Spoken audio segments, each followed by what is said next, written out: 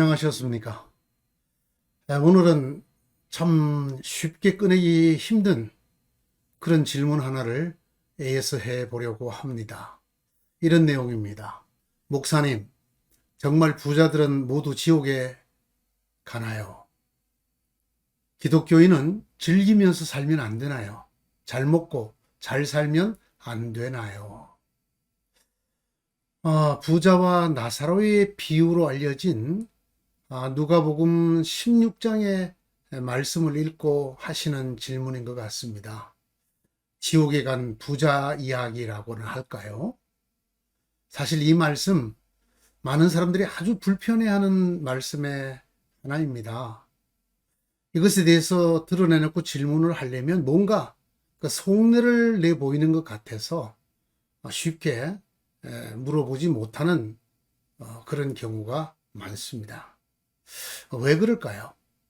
왜 사람들이 이런 질문을 하기가 쉽지 않을까요? 제 생각에 아마 이런 것은 아닐까 생각을 해봅니다.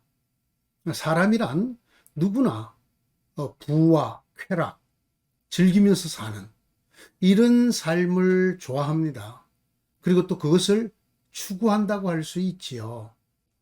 그런데 이 성경의 말씀은 너무 명백하고 분명하게 이것을 정죄하고 있습니다. 이게 죄라고 말씀하시는 거죠. 지옥에 갈 죄라고 말입니다.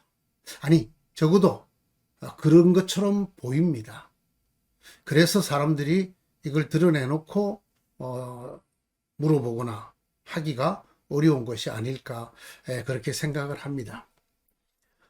이 질문의 배경이라고 생각되어지는 그 부자와 거지 나사로의 비유의 내용을 잠깐만 살펴보겠습니다. 날마다 아주 즐겁게 호화롭게 살았던 부자가 있었습니다.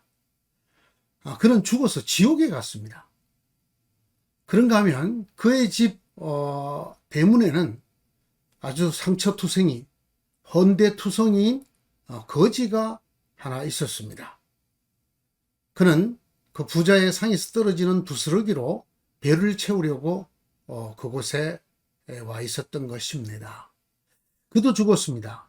근데 그는 천국에 갔습니다. 지옥에서 고통을 당하던 부자가 천국에 있는 나사로를 보고 매우 충격을 받게 됩니다. 그래서 그 천국에 호소를 합니다. 어떻게 하든지 자기의 이 고통을 조금만이라도 줄여달라고요. 그때 하늘에서 들리는, 천국에서 들리는 음성이 있습니다. 이런 말입니다. 너는 살아서 온갖 호사를 누렸다. 그래서 너는 지금 지옥의 고통을 겪는다.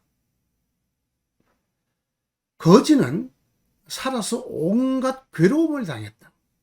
그래서 그는 지금 천국에서 위로를 받고 있다. 어떻습니까?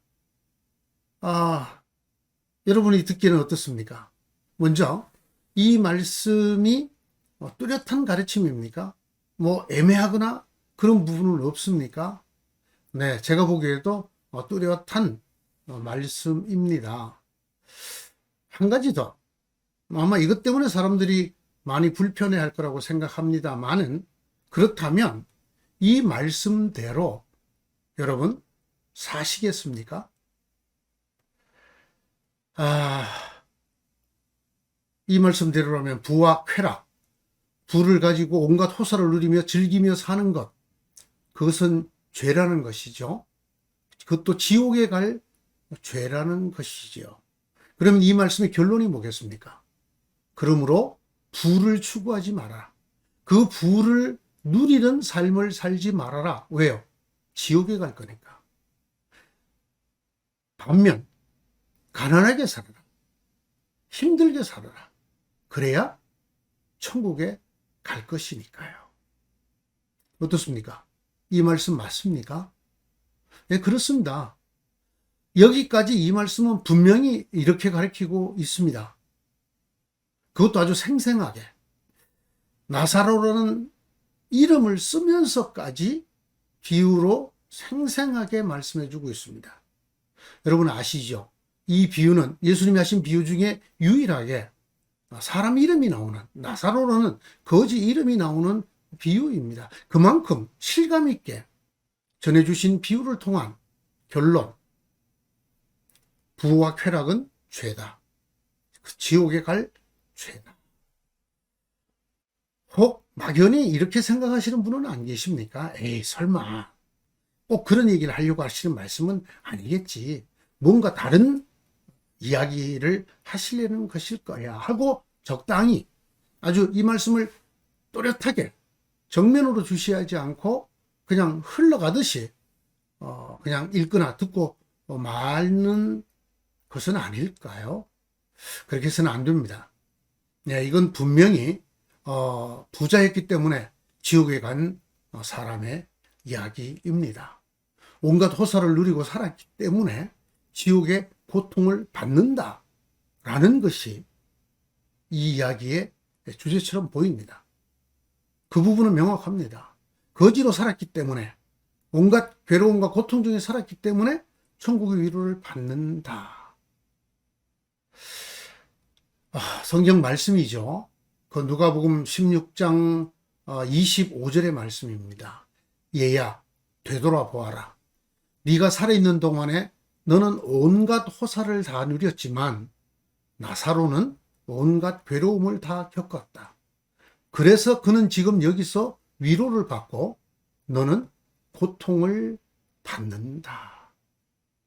너무나 분명하게 하시는 말씀입니다. 이 말씀만이 아닙니다. 성경에 이런 말씀도 나옵니다. 부자는 하늘나라에 들어가기가 어렵다. 재산을 가진 사람은 하나님의 나라에 들어가기가 참으로 어렵다. 재물을 가진 사람이 하나님 나라에 들어가는 것은 참으로 어렵다. 여러분 아시죠? 이 말씀 뒤에 뭐가 붙어 있는지. 이렇게 부자, 재물, 재산을 가진 사람이 천국 들어가는 일이 낙타가 바늘 귀를 통과하는 것보다 어렵다. 그 얘기를 들었던 사람들이 그럼 불가능하다는 얘기 아닙니까? 라고 할 정도로 이런 말씀을 예수님께서 마태복음, 마가복음, 누가복음 이 세 곳에서 하고 있는 것이 기록되어 있습니다. 그런가 하면 이런 말씀도 있습니다. 너희 가난한 사람들은 복이 있다. 하나님의 나라가 너희의 것이다. 아예 정확하게 대놓고 이렇게 말씀하시는 구절도 있습니다. 어떻습니까? 이론의 여지가 있습니까? 이론의 여지가 없어 보입니다. 부자는 지옥에 갑니다. 위의 말씀들을 다 종합해보면 천국은 가난한 사람들의 것입니다. 이 말씀을 이대로 지지하는 분들도 많습니다. 제가 보기에 기독교 좌파라고 할까요? 또는 기독교 사회주의자들이라고 할까요? 그들의 주장이 대충 이런 것입니다. 신앙과 생활은 분리된 게 아니다. 생활이 곧 신앙이다. 구원과 행위 역시 분리된 게 아니다. 행위 그것이 곧 믿음이다. 그것으로 구원을 받는다. 특히 이 자본주의에 반대하는 독특한 사회생활, 사회관, 경제생활, 경제관 등을 강조합니다. 그것을 신앙의 핵심이라고 말합니다. 그리고 그것이 곧 성경이 말하는 믿음이라고 가르치는 사람들입니다. 제게 질문이 있습니다. 이 질문은 이 부자와 거지 나사로의 비유를 보다 더 바르게 정확하게 이해하기 위한 질문입니다. 첫 번째 질문입니다. 여기서 부자란 어떤 사람을 말합니까? 제가 세 가지를 한번 예를 들어 보겠습니다. 단순한 부자. 그냥 부자라는 사실 그것만으로 부자. 두 번째는 부자 중에 날마다 즐겁게 온갖 호사를 누리며 호화롭게 산 부자.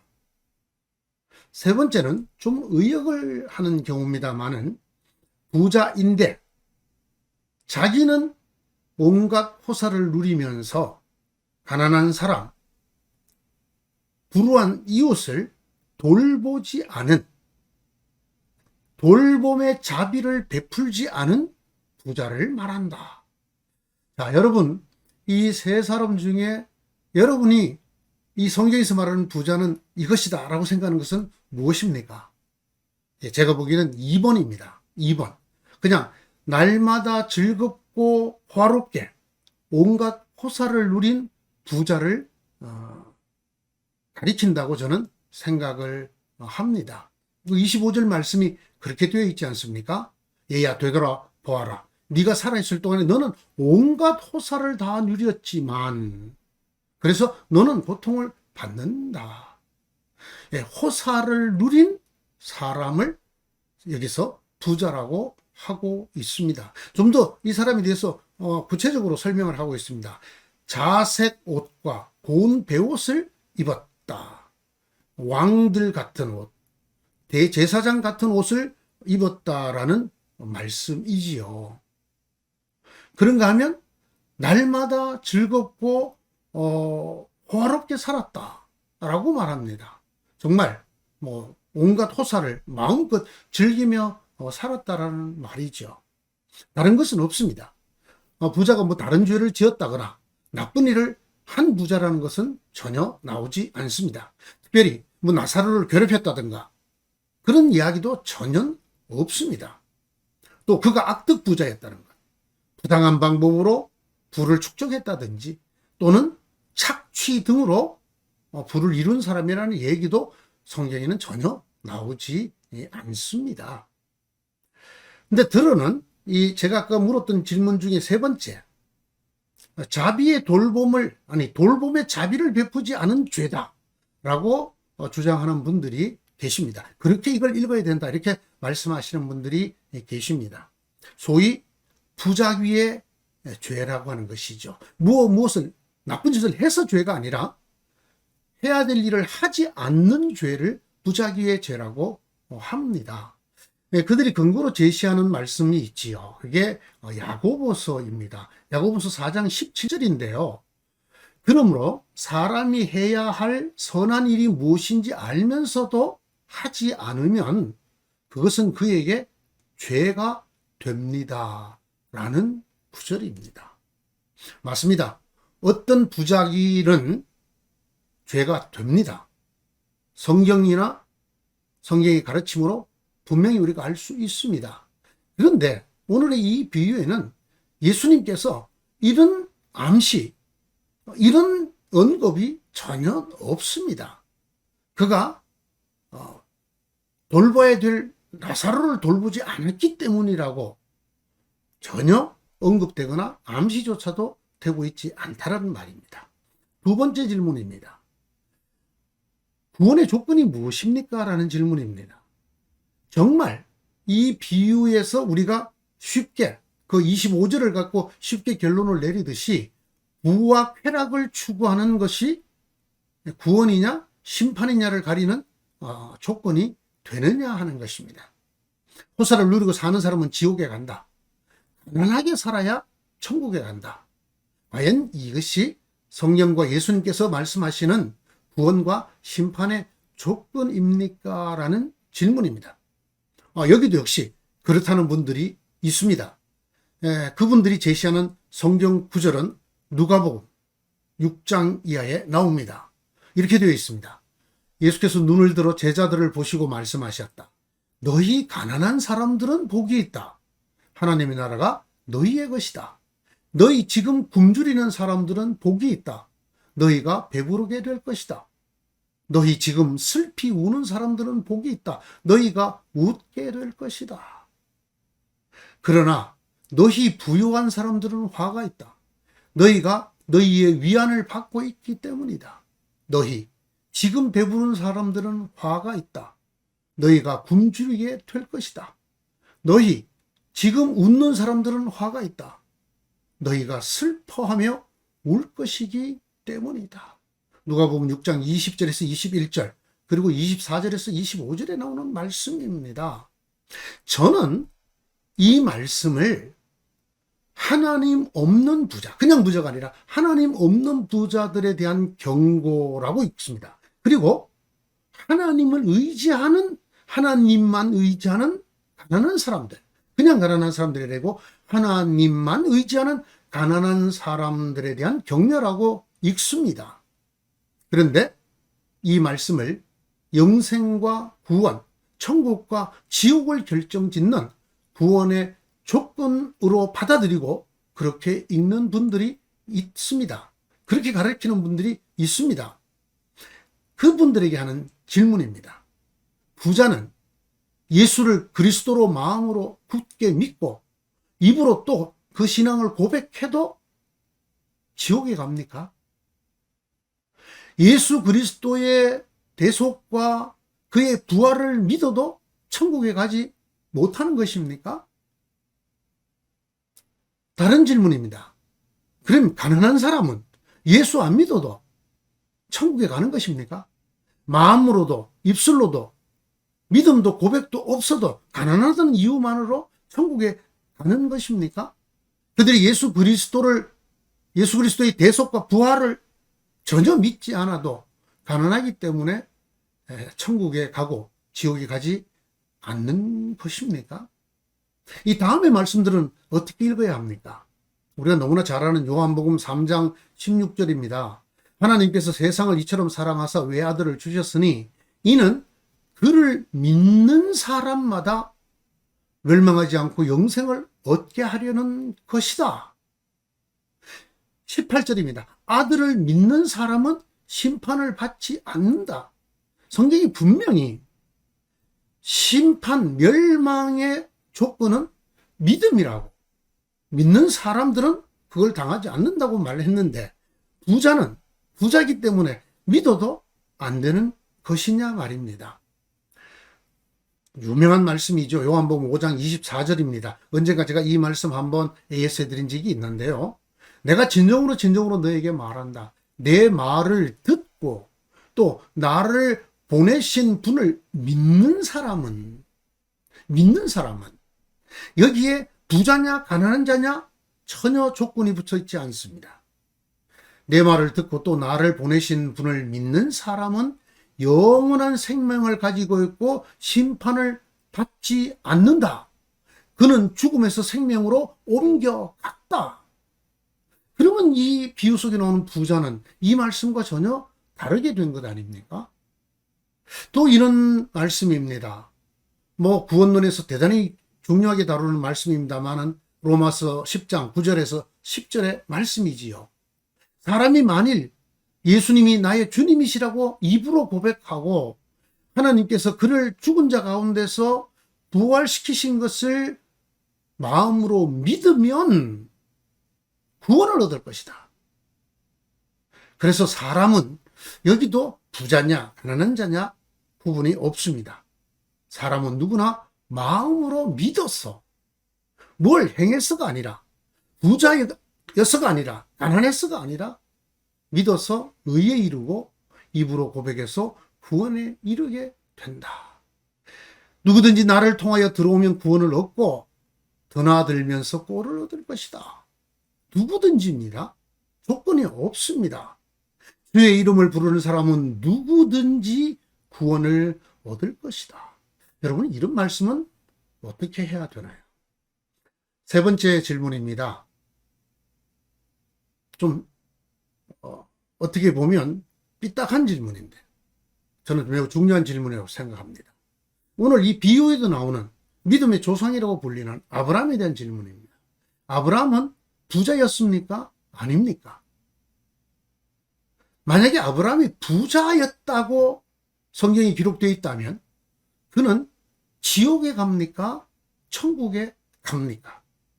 오늘 비유에는 아브라함이 있는 곳이 천국으로 묘사되어 있지요. 성경을 한번 보겠습니다. 창세기 13장 1절 2절입니다. 아브라함은 이집트를 떠나서 네겝으로 올라갔다. 그는 아내를 데리고서 모든 소유를 가지고 이집트를 떠났다. 조카 롯도 그와 함께 갔다. 아브라함은 집, 짐승과 은과 금이 많은 큰 부자가 되었다. 성경이 뭐라고 말한다고요? 아브라함은 큰 부자였다라는 것입니다. 그러면 이 아브라함은 지옥에 갑니까? 천국에 갑니까? 아브라함이 있는 곳이 천국입니까? 지옥입니까?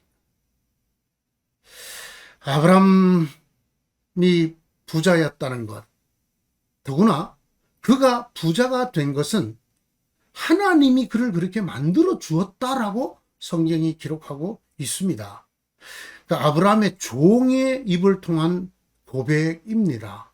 창세기 24장 35절입니다. 저는 아브라함 어른의 종입니다. 주님께서 나의 주인에게 크게 복을 주셔서 주인은 큰 부자가 되었습니다.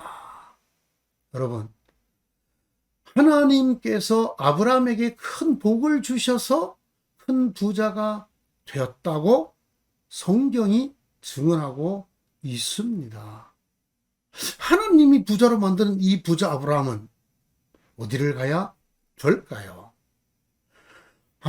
여러분, 아브라함만이 아닙니다. 아브라함의 아들이고 믿음의 조상의 한 사람인 이삭 말이죠. 이삭은 부유했을까요? 부유하지 않았을까요? 성경은 이삭이 아주 부유했다고 기록하고 있습니다. 이삭이 그 땅에서 농사를 지어서 그 해에 100배의 수확을 거두어 드렸다. 주님께서 그에게 복을 주셨기 때문입니다. 여기도 그 이유가 주님께서 그렇게 해주셨다는 것입니다. 그는 부자가 되었다. 재산이 점점 늘어서 아주 부유하게 되었다. 창세기 26장 12절 13절에 나오는 말씀입니다. 이삭은 어떻게 될까요? 다윗 왕은 어떻게 됐을까요? 지옥에 갑니까? 천국에 갑니까? 자색 옷과 고운 베옷을 입은 왕 같은 사람이었던 부자가 지옥에 갔다면 왕으로 살았던 다윗은 어떻게 될까요? 아주 중요한 말씀이 있습니다. 네 하나님 여호와를 기억하라. 그가 네게 재물 얻을 능력을 주셨습니다. 하나님이 부자가 되게 해 주셨다라는 말씀입니다. 그 다음 구절이 대단히 중요합니다. 이같이 하심은 네 조상들에게 맹세하신 언약을 오늘과 같이 이루려 하심이니라. 하나님께서 특별한 은총을 주셔서 부자가 되게 하는 그것은 이미 하나님의 약속하신 것이라는 것입니다. 또 이런 말씀이 있습니다. 이 말씀 어디에 나오냐고? 신명기 8장 18절에 나옵니다. 또 이런 말씀이 있습니다. 그렇다. 우리의 한평생이 짧고 더듬던 것이지만 하나님이 우리에게 허락한 것이니 세상에서 애쓰고 수고하여 얻은 것으로 먹고 마시고 즐거워하는 것이 마땅한 일이요. 이 세상에서 하나님이 약속대로 허락해 주신 그 부를 통해서 먹고 마시고 즐거워하는 것이 마땅하다는 것입니다. 이 마땅한 일로 왜 비유 속의 부자는 지옥에 갔을까요? 마땅한 일이요. 좋은 일임을 내가 깨달았다. 마땅할 뿐 아니라 좋은 일이라는 것입니다. 이것이 곧 사람이 받는 몫이다. 하나님이 사람에게 부와 재산을 주셔서 누리게 하시며 정해진 몫을 받게 하시며 수고함으로써 즐거워하게 하신 것이니 이 모두가 하나님이 사람에게 주신 선물이다. 전도서 5장 18절 19절의 말씀입니다. 자, 여러분, 이 말씀과 부자와 거지 나사로의 비유를 연결하면 어떻게 될까요? 첫째, 재물 얻을 능력이 누가 주셨습니까? 하나님이 주셨습니다. 하나님의 약속을 따라 하나님께서 부자를 만들어 주셨다는 것이죠. 그 재물을 가지고 먹고 마시고 즐기면 안 됩니까? 됩니다. 그게 마땅한 일이고 인간에게 주어진 몫이고 그것이 옳은 일이라고 말을 합니다. 그런데 부자와 거지 나사로의 비유는 뭐라고 말하나요? 그 재물 때문에 또는 그 재물을 가지고 즐겁게 날마다 호화롭게 온갖 호사를 누렸기 때문에 지옥에 갔다. 이렇게 말하고 있지 않습니까? 그러면 이 둘을 조합하면 어떻게 됩니까? 결국 하나님께서 주신 선물 때문에 마땅한 약속의 결과로 준 것 때문에 부와 부를 누린 사람들이 지옥에 간다. 하나님 때문에 지옥에 간다. 이런 말씀이 되지 않겠습니까? 그래서 저는 이렇게 우선 말씀드립니다. 아닙니다. 온갖 호사를 누렸기 때문에, 그리고 부자였기 때문에 지옥에 간다가 아닙니다. 이 비유의 결론은, 주제는, 메시지는 절대로 그런 것이 아닙니다. 왜냐하면 이렇게 이 비유를 읽고 들으시면 성경 다른 말씀들과 아주 심하게 충돌을 일으키게 되기 때문입니다. 마지막 질문입니다. 그럼 왜 부자가 지옥에 갔습니까? 부자가 지옥에 간 다른 이유가 어디에 나옵니까? 주님께서는 과연 이 비유를 통해서 무엇을 가르치고 계시는 것입니까? 네, 다른 말씀이 있습니다. 그리고 그것은 이 비유 속에 들어 있습니다. 우리의 눈과 귀가 자꾸 25절 거기에 멈춰져 있기 때문에 일어나는 혼란이고 오해입니다. 이 비유의 뒷부분인 27절과 30절에 분명히 부자가 지옥에 간 다른 이유가 기록되어져 있습니다. 27절에 이렇게 말합니다. 부자가 자기의 고통을 덜어달라고 간청을 했지만 되지 않았습니다. 그 다음에 하는 얘기입니다. 저 나사로를 부활시켜서 소생시켜서 저희 집에 좀 보내주십시오. 그래서 저희 형제들이 그가 전하는 말을 듣고 회개하게 해 주십시오. 이런 말을 합니다. 그래서 그들이 이 고통스러운 곳 지옥에 오지 않게 해 주십시오 라고 기록되어져 있습니다. 27절입니다. 그들만은 고통받는 이곳에 오지 않게 하여 주십시오. 지옥에 오지 않게 해 주십시오. 방법이 있다는 것입니다. 30절입니다. 그들이 회개할 것입니다. 내 형제들, 그들만이라도 지옥에 오지 않게 해 주십시오. 이 형제들 분명히 부자였을 것입니다. 그들이 회개해서 지옥에 오지 않게 해 주십시오라는 말입니다. 참 안타까운 깨달음이죠. 너무 늦은 깨달음이라고 할까요? 이 부자가 지옥에 가서야 이걸 깨달은 것처럼 표현되어져 있습니다. 이 두 절, 여기에 이 부자가 진짜 지옥에 오게 된 이유가 들어 있습니다. 이게 천국과 지옥의 비유입니다. 이 말씀을 통해서 우리에게 가르쳐 주시려 하시는 예수님의 메시지이고 주제입니다. 그들이 회개하게 하여 주십시오. 그래서 그들이 이 지옥에 오지 않게 해 주십시오. 보십시오, 여러분. 회개가 없었기 때문에 이 사람이 지옥에 왔다는 것입니다. 그들이 회개할 것입니다. 문제가 분명합니다. 회개였습니다. 천국이냐 지옥이냐는 부자냐 아니냐가 아니라 회개가 있느냐 회개가 없느냐입니다. 이것이 관건이었다는 것입니다.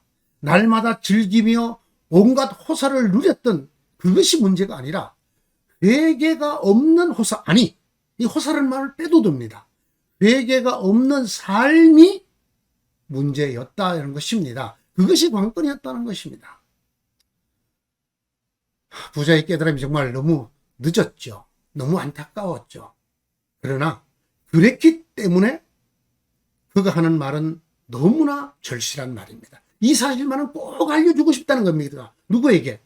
아직 이 땅에 남아있는 자기의 형제들에게. 어떻게 해요?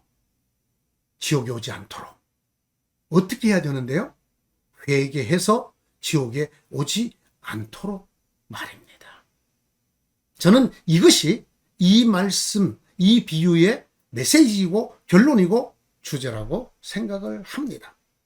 뭐 그가 단순한 부자였든지 자비를 베풀지 않은 부자였기 때문에 그랬다든지 부와 가난이 이 땅에서 우리가 경제적으로 사회적으로 어떻게 사느냐가 우리의 구원을 결정하고 그것이 믿음이라든지 저는 이런 것이 이 말씀의 주제가 아니고 성경의 가르침과 일치하지 않는다고 봅니다. 저는 이렇게 생각합니다. 부자였느냐 가난했느냐가 아니고 이 말씀이 보여주려는 것은 그가 회개하는 삶을 살았느냐 살아생전에 아니냐, 이것이 메시지고 주제라고 생각합니다. 그들이 회개할 것입니다. 그들이 회개하는 사람이 될 것입니다. 그래서 이 지옥에 오지 않게 해 주십시오. 부자가 지옥에 간다. 우리가 흔히 또는 쉽게 또는 널리 알려져 있는 이 말씀은 저는 틀렸다고 봅니다. 이 말은 이렇게 고쳐야 된다고 생각합니다. 회개가 없으면 지옥에 간다. 회개가 있으면 천국에 간다. 입니다. 자, 이 부자가 왜 지옥에 갔을까? 아니, 부자를 빼도 됩니다. 이 사람이 왜 지옥에 갔을까? 회개입니다. 회개의 여부가 이것을 결정한다. 자, 그럼 우리에게 과제가 하나 남습니다. 성경이 말씀하시는 회개가 무엇일까요? 주님께서 부자와 거지 나사로의 비유를 들어서 생생하게 우리에게 전해주고 계시는 회개는 과연 무엇일까요? 다음번에 계속하겠습니다. 오늘 여기까지 하겠습니다. 감사합니다.